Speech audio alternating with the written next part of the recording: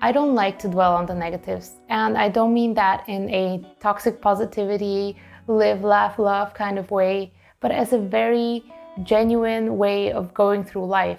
I think that the best thing that we can do with our life is to just have a good time, because the greatest things and the worst things that we could do in the grand scheme of things will not really matter. And what we're left with is whether or not we've had a good time. So let's talk about the negatives.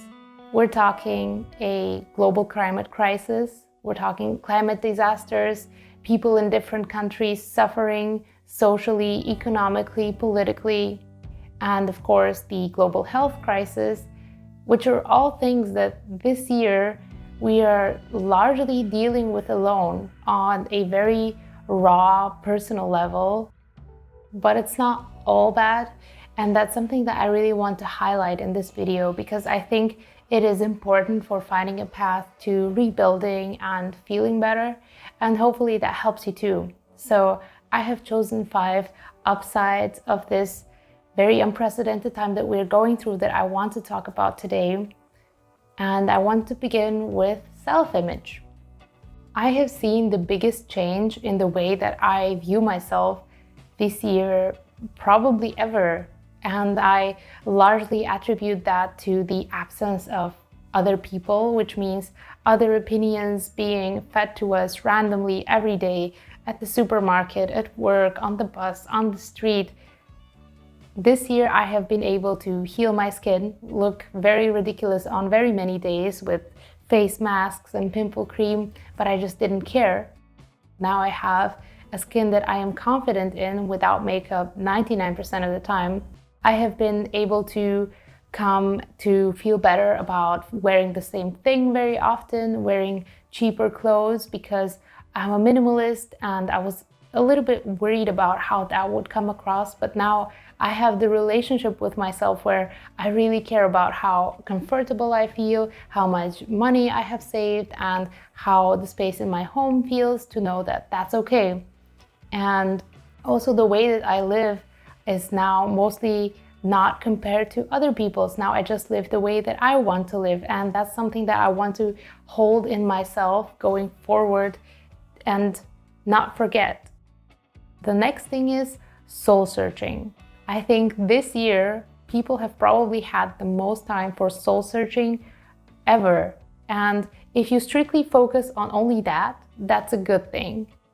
I know people normally think that soul searching could be done on the weekends or on vacation or in the evenings, but in reality we have such busy and stressful lives that time often goes to winding down from stress, having some fun, catching up with friends and relatives, and there is no really incentive, no desire to sit down and think about those hard to ask questions, things that don't always make you feel very, very good, like, am I happy with where I am in life, with what I'm doing, the people that I am meeting?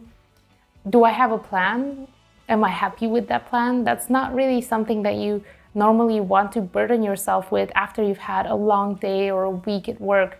So in that way, doing some soul searching, extra soul searching, has really improved my quality of life as well.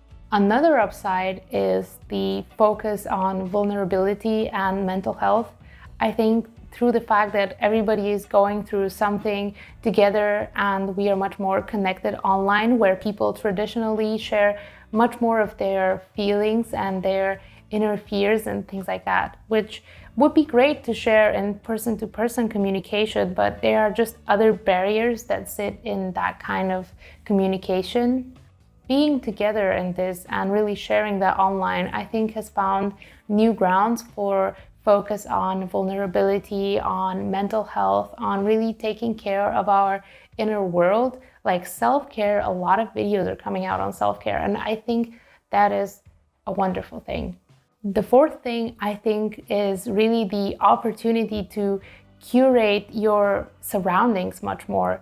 Not only in the way that we will come out of all of these crises with a new focus on whatever we have found during our soul searching, on our families, on our true happiness, our inner selves, also in the way that we are now largely living our lives online, whether it's school or work or talking to friends, and also consuming content, teachings, lessons, whatever you are watching. You can really choose much more of what comes into your life, and that's a good opportunity to fill it with things that really benefit you, that positively influence you.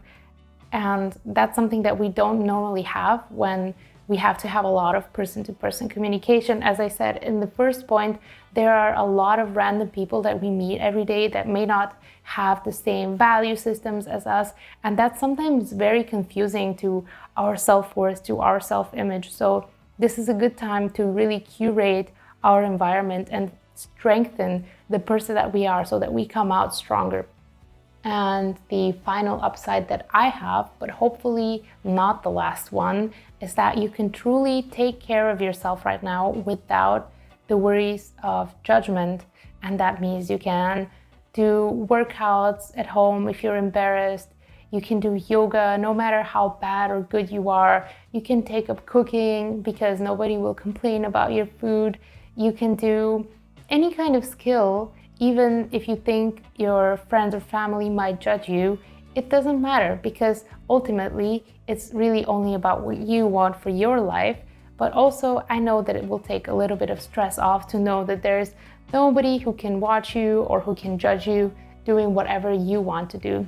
And those are 5 upsides that have really made this time a lot more positive for me, as I have been watching myself from the side and kind of reflecting. It doesn't have to be all bad. It doesn't have to be all good either. It has no rules. The normal state of things is chaos. The good things are a gift.